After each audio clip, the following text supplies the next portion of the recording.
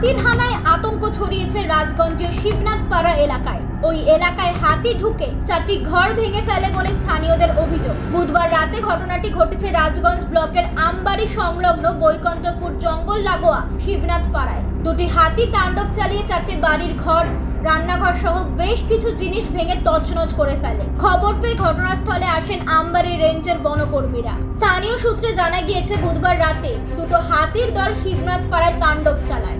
এই ঘটনায় 4টি বাড়ি ক্ষতিগ্রস্ত হয়। কোনো রকমে ঘর থেকে পালিয়ে প্রাণে বাঁচেন বাড়ির সদস্যরা। 4টি ঘর সহ বিভিন্ন জিনিস ভেঙে ফেলে হাতি দুটি। এছাড়াও ঘরে থাকা চাল, ডাল সহ খাদ্য সামগ্রী খেয়ে লণ্ডভণ্ড করে ফেলে। এই ক্ষতি হওয়ার পর দিশেহারা হয়ে পড়েছে পরিবারের সদস্যরা। বন দপ্তরের কাছে সাহায্যের আবেদন জানিয়েছেন তারা। 12টার দিকে আসছিল, 12টায় আসে তখন আইসে পিঠা টিপি করছে।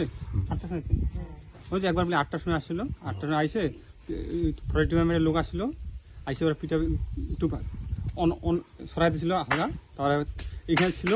তারপরে রাত্রে 12টার দিকে আবার বাড়াইছিল, বাড়াইটা তখন ঘরগুলো ভাঙছে আমাদের।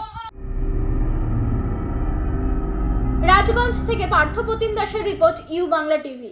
ইউ বাংলা টিভি হৃদয় ছুঁয়ে যায়।